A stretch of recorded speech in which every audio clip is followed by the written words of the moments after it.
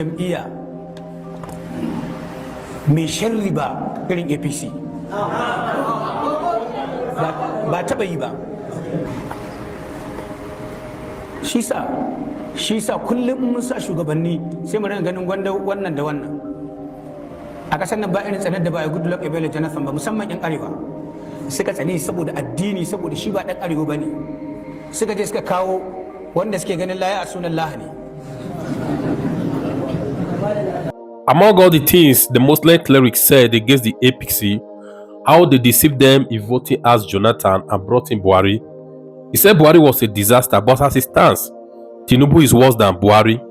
And they went further to say how they have warned the authority, have warned the Muslim clerics in the north never to criticize Buhari, never to criticize the government rather, else they will be arrested.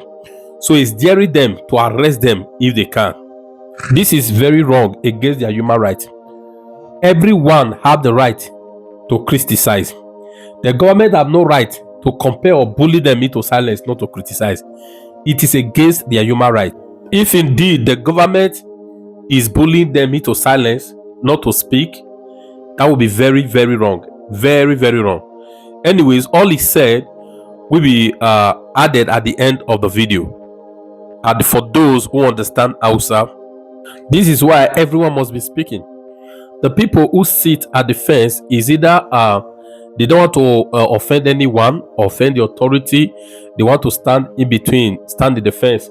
But you must understand, what is happening now affects everyone. So long you're in Nigeria, irrespective of where you reside all over the world, you are affected. And who knows what is going to come next? Yes, we understand that a lot of people are sitting the fence because they don't want to lose their chances of benefiting from the government. That's the truth. Just like a lady lost her position, of being a directorship position at the CBN. Why people raised a tweet, that she wrote during the election that Labour Party won in her unit. Simply because of that, they deny her that position. So if some are not doing it for selfish reasons, it is simply because they are afraid. But one will not be afraid when you know you are not doing the wrong thing. I understand this government is a very terrible government.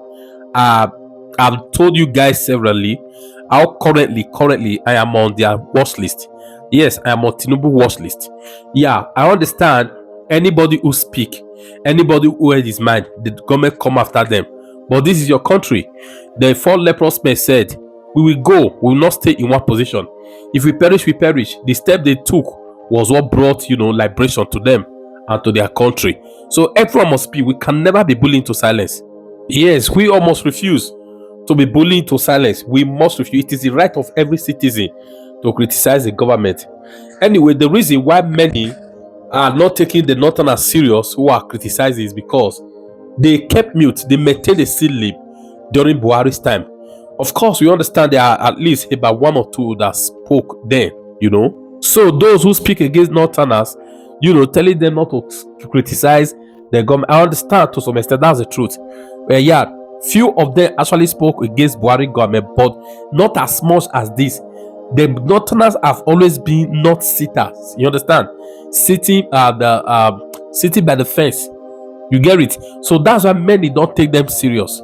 Anyway, right now the Northerners are busy crying, complaining of hardship, that things were never like this, which is true. Things are expensive. Government keep on, increasing almost virtually everything every day. You understand? This is the reason why everyone, you must speak. You must speak against the ills of the government. You cannot keep mute. You cannot keep mute because whatever comes up, it affects you right where you are. I'm sure everyone must have learned a lesson from what is going on right now. That we all go to the same market. That you can pay for TInubu, APC, or your mandate which has stand. Today, the mandate that you stood yesterday is standing against you today. Yes, to all the Agbadorians, to all the TInubu supporters, the mandate you stand on yesterday, or your mandate which has stand you stood on yesterday, is it standing against you today?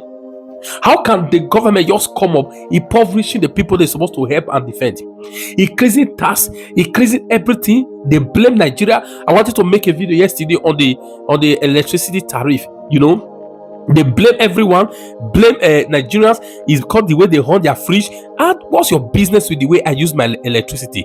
It's like MTN company and now come and be telling me, yes, the airtime you bought, you are using it too much, you are using it to watch video, you are using data. How is that supposed to be their business? Isn't that what the government is doing now? The other time, TInubu's wife was blaming Nigeria. The Nigerians are not suffering, they are still partying. What is your that they should use their money to help one another? How was your business? What's the president wife with how I spend my money? So everyone must have learned a lesson now. When the election is coming, you must go beyond ethnicity. You must go beyond religiosity. Who is buying something cheap today because they are fellow Muslim with TInubu? Who is buying food? Who is buying electricity cheap today because they are Yorubas? So ethnicity and religiosity that have ruined the country. I believe everyone must have learned from that. Imagine today, Peter Obi is doing wonders in the north, supplying borehole. One borehole, that a National Assembly they budget almost 200 million for. When majority of them were shouting, Yoruba turn, Yoruba this, Yoruba that. I hope next time, if they want to vote, they are not going to be saying Hausa, North, or Yoruba is and that. Now you will learn. You are Yoruba doesn't make you buy things cheap in the market, which Peter Obi was preaching before the election. Today, no one goes to the filling station to get petrol. In Nigeria, we call it petrol. For those outside Nigeria, we call it gas. So no one goes to the fuel station to get gas because you are a Northerner, you are Yoruba, or you are a Muslim. Is there anyone? Please, is anyone?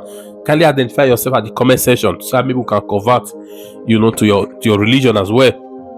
So the major thing I want all my viewers, everyone, to learn today, please, you have to share this video, is that no matter whatever policy, rather bad policies that the government implement, they put in place, it affects everyone.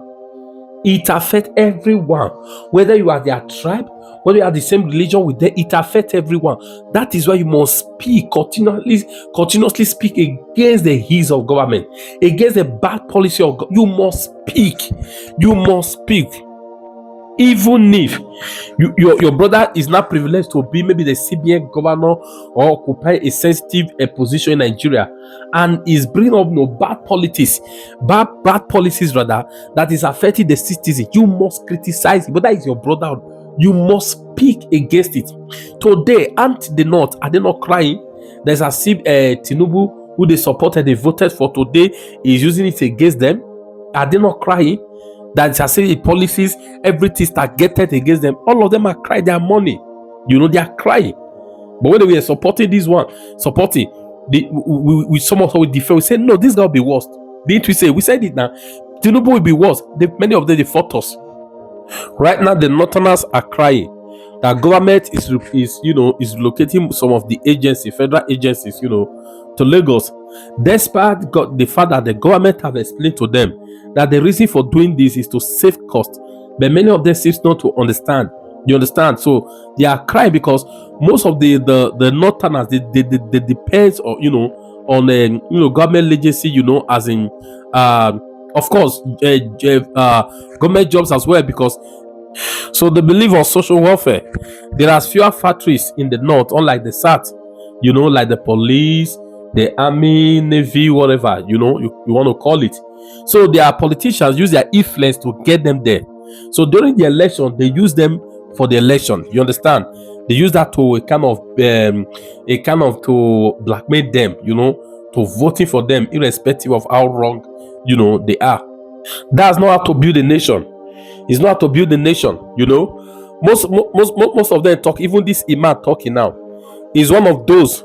Yes, this Imam was one of those that's been, that the politicians have been using against, the citizens. Whenever election is coming like this, they use them, to convince, to convince their followers to vote for so and so person.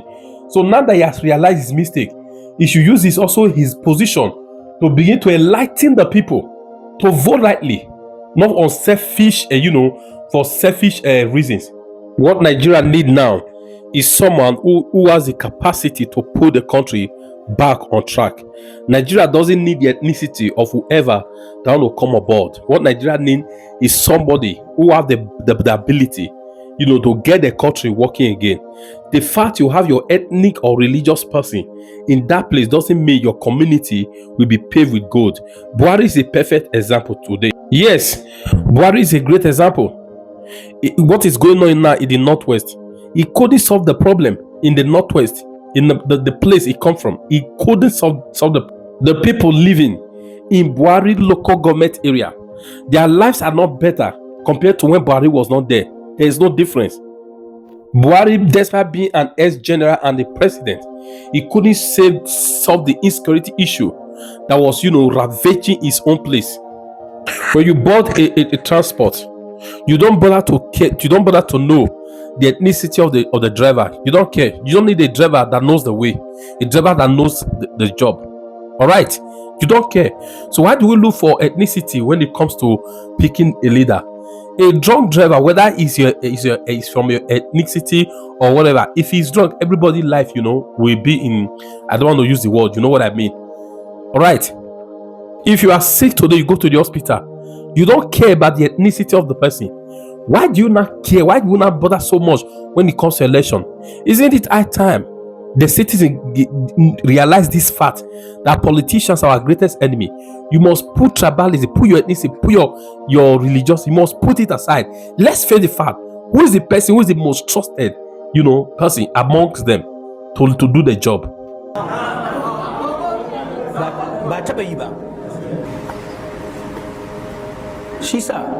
Shi sa kullum mun sa shugabanni sai mu rinka ganin wannan da wannan.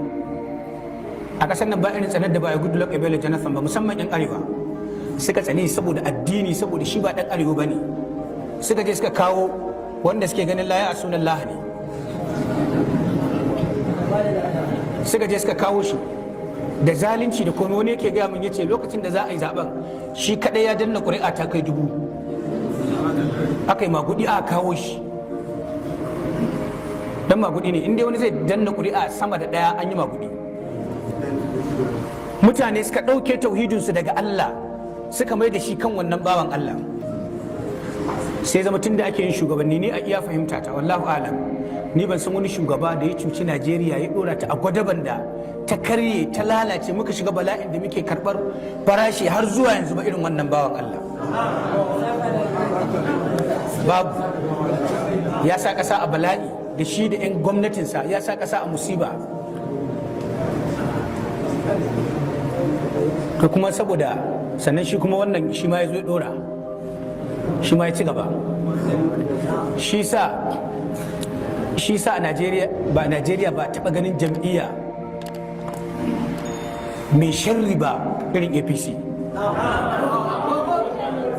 ba taɓa yi ba, saboda ta jefa wannan ƙasar a cikin musiba da bala'i. Kuma duk wanda yake da hannu, in wanda zai tuba ne, Allah sa ya tuba ya gyara kafin ya mutu. Amma in har yanzu da shi ake ba mu wahala, ya Ubangiji muna roƙonka kai mana maganinsa ta hanyar da kaga dama. A wani na bayanin cewa sun ce wai in malamai suna magana akan gwamnatinsu, wai za su kama malamai. Ka sun daɗe ba su kama ba. In kun kama malami sai me? Ku kama. In kun kama ku kuma Allah zai kama ku. Kuma dama duk malamin da yake fitowa ya magana, kuna tunanin wai na tsoron a kama shi ne? To a Najeriya wani sa'in ma ba gwanda a kama kama? Akai ka je ka rinka cin abinci, akai ka prison, inna laka Allah ta ju'a fiha wala ta'ara wa annaka la tazma'u fiha wala tadha.